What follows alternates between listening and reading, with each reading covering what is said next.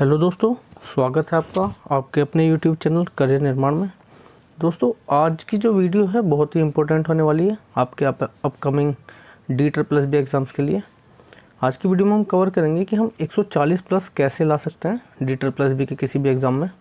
Generally हम focus करेंगे PRT, TGT, PGT, ये जो भी आने वाले अपकमिंग एग्ज़ाम्स हैं, ठीक है, उन्हें कवर करेंगे। देखिए, सबसे पहले हम पैटर्न देख लेते हैं इसका। पैटर्न में क्या होता है, पार्ट 1 में 100 मार्क्स होते हैं, ठीक है, जो कि 20-20 नंबर का हर एक पार्ट होता है। 5 पार्ट होते हैं टोटल फर्स्ट पार्ट में। रीजनिंग, हिंदी, इंग्लिश, GS और मैथ्स। सेकंड पार्ट होता है सब्जेक्ट स्पेसिफिक। मान लीजिए PRT के लिए है तो चाइल्ड डेवलपमेंट एंड पेडागोजी होता है। PGT के लिए है तो जिस सब्जेक्ट के PGT हैं, जैसे साइंस के हैं PGT से केमिस्ट्री है तो केमिस्ट्री का पेपर होगा। या TGT है तो TGT अगर साइंस है तो साइंस का पेपर, TGT कॉमर्स है तो कॉमर्स का पेपर, तो सब्जेक्ट स्पेसिफिक। ये टोटल 100 नंबर का होता है, ठीक है। तो आज इस वीडियो में हम क्या कवर करेंगे, रीजनिंग की स्ट्रेटेजी, हम किस तरह से रीजनिंग में ज़्यादा से ज़्यादा स्कोर कर पाएंगे। ये पार्ट 1 हमारे लिए इसलिए इम्पोर्टेंट है क्योंकि अगर हम पार्ट 1 में ज़्यादा से ज़्यादा स्कोर करेंगे तो पार्ट 2 का जो हमारे पास प्रेशर होगा ना, वो कम हो जाएगा। मैं अपनी स्ट्रेटेजी भी लेके चलूँगा साथ में, मैंने कैसे 140 से ज़्यादा नंबर स्कोर किया। इसके लिए क्या होगा, हमारा फर्स्ट पार्ट में मैक्सिमम 3 पार्ट हमारे स्ट्रॉन्ग होने चाहिए, कोई से भी 3 हो। स्ट्रॉन्ग इन द सेंस कि 17 के अराउंड हमें स्कोर करना है किसी भी 3 पार्ट में। किस में ज़्यादा चांसेस है स्कोर करने के, हिंदी, रीजनिंग और मैथ्स या इंग्लिश में से कोई सा एक, ठीक है। GS में ज़्यादा स्कोर नहीं कर पाते हैं कुछ बच्चे, और मैक्सिमम बच्चे ज़्यादा स्कोर नहीं कर पाते हैं क्योंकि मोस्टली की GS कमज़ोर होती है। मैथ्स में भी कुछ बच्चे नहीं स्कोर कर पाते हैं। मैं ऐसी वीडियोस लाऊंगा जिससे ज़्यादा से ज़्यादा स्कोर कर पाएँ। जिन बच्चों को मैथ्स नहीं भी आता है वो भी स्कोर कर पाएँ, ठीक है। सबसे पहले हम कवर करते हैं रीजनिंग को, कैसे करनी है रीजनिंग। देखिए, रीजनिंग में क्या है, मैंने 2 पार्ट में डिवाइड किया रीजनिंग को। कैसे 2 पार्ट है, फर्स्ट पार्ट में जो इम्पोर्टेंट टॉपिक्स हैं और ये सेकेंड पार्ट है, ये भी इम्पोर्टेंट है लेकिन ये ज़्यादा इम्पोर्टेंट है। इन्हें देखा जाए तो ये मोस्ट इम्पोर्टेंट है, ठीक है। जैसे सीरीज़ है, सीरीज़ के 2 से 3 सवाल आते हैं। ऐसी कोडिंग डिकोडिंग के 2 से 3 सवाल आते हैं। वेन डायग्राम के ऐसे इसमें 2 से 3 सवाल आते हैं। सिलोजिज्म के भी 2 से 3 सवाल आ सकते हैं। और बाकी ऐसी 1-2 का वेटेज है सभी का, ठीक है। अलग अलग शिफ्ट में अलग अलग कॉम्बिनेशन बन के आ सकता है, जिसमें ये भी हो सकता है, A-B में से किसी को भी एक साथ मिला के दे सकते हैं, ठीक है। लेकिन इम्पोर्टेंट पार्ट हमारी ये है, series, coding decoding, Venn diagram, syllogism जिसे कहते हैं कथन निष्कर्ष, ठीक है। ओड वन आउट पूछ लेगा, 4 नंबर दे देगा, 4 जानवर दे देगा या 4 कंट्री दे देगा, पूछ लेगा ओड वन कौन सी इनमें से, तीनों में से या चारों में से कौन सी ओड है, उसे आउट करिए। डायरेक्शन पूछ लेगा कि A इधर जाता है, फिर इधर मुड़ता है, फिर इधर मुड़ता है, तो अब कहाँ पर खड़ा है, ठीक है।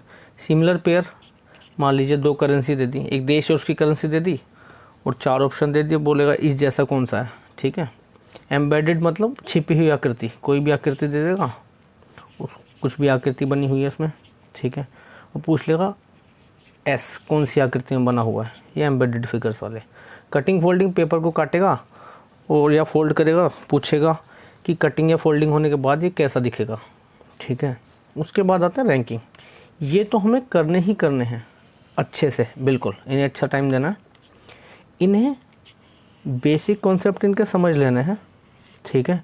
टाइम इन्हें भी कम नहीं देना, लेकिन सबसे ज़्यादा टाइम इन वाले टॉपिक्स को देना है। सबसे ज़्यादा टाइम इन वाले टॉपिक्स को देना है, इन्हें भी देना है लेकिन इसके कंपैरिजन में कम टाइम देना है क्योंकि ये ज़्यादा सवाल पूछे जाते हैं। इनमें कंबाइन करके इसके साथ दे देते हैं कई बार, ठीक है। इसमें ranking, blood relation, water mirror image, height दे देगा कि ABCDE 5 लोग हैं, A की हाइट B से कम या B की हाइट C से कम, ऐसे करके दे देगा। पूछेगा सबसे ज़्यादा लंबा कौन है, सबसे ज़्यादा मार्क्स किसके हैं, इस तरह से। डिक्शनरी अरेंजमेंट, जैसे वर्ड्स दे देगा कि इन्हें डिक्शनरी के अकॉर्डिंग लगाओ, कौन पहले आएगा कौन बाद में आएगा। साइन रिप्लेसमेंट, जैसे दे देगा A + B - C, या ABC की जगह दे देगा 20 + 3 - 4 = 5। तो पूछे किन 2 साइन को हटाया जाए कि इक्वेशन सेटिस्फाई कर जाए, ये होता है साइन रिप्लेसमेंट विद इक्वेशन, ठीक है। और figure counting, dice, clock, calendar. इनमें किस तरह के क्वेश्चन पूछे जाएंगे, एक्सपेक्टेड कौन से हैं और हमें कैसे कैसे करने हैं, ये मैं आगे वाली वीडियोस में आपको बताऊंगा। आज हम जनरल स्ट्रेटेजी है वो कवर कर लेते हैं।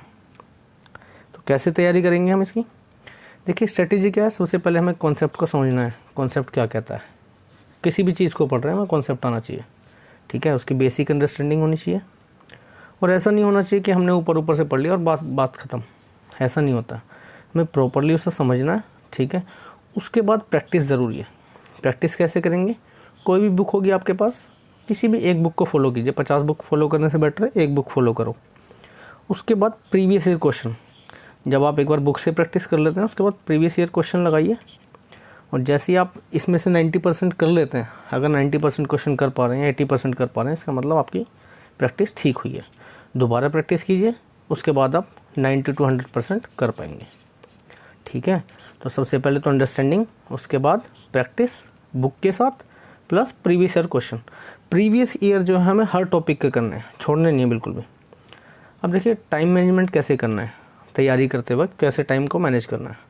जो छोटे छोटे टॉपिक हैं जैसे डाइस हुआ, वाटर और मिरर इमेज हो गया, इन पर ज़्यादा टाइम वेस्ट नहीं करना है क्योंकि इनके कॉन्सेप्ट भी सिंपल कॉन्सेप्ट है, एक बार में समझ में आ जाता है। तो कम टाइम देना है इन्हें, ज़्यादा टाइम वेस्ट नहीं करना इन पे। और एक बार की स्टडी में कोशिश करेंगे कि एक बार की स्टडी में कंप्लीट हो जाए, दोबारा टाइम ना देना पड़े, बस रिवीजन के टाइम ही टाइम देना पड़े, इसके अलावा कुछ टाइम ना देना पड़े, ठीक है।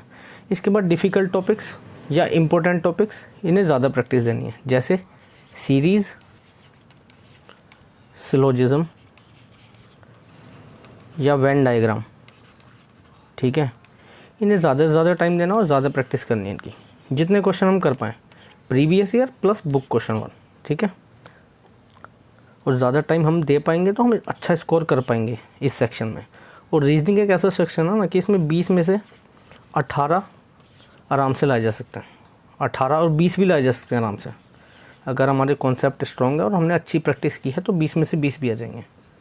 अब बुक्स कौन सी फॉलो करनी है, देखो सबकी अलग अलग चॉइस है बुक्स को लेके, पर मैं जनरली प्रीफर करता हूँ कि अरिहंत या RS अग्रवाल में से कोई सी भी एक फॉलो करनी है, 50 नहीं करनी, एक करनी है बस। कोई सी भी एक बुक फॉलो करो, साथ में प्रीवियस ईयर क्वेश्चन जितने आप करेंगे और जितने आप प्रैक्टिस करेंगे उतना आपका इम्प्रूवमेंट होगा।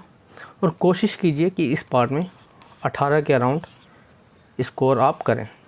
इससे क्या होगा, सेकंड पार्ट का प्रेशर हमारा कम हो जाएगा, ठीक है दोस्तों।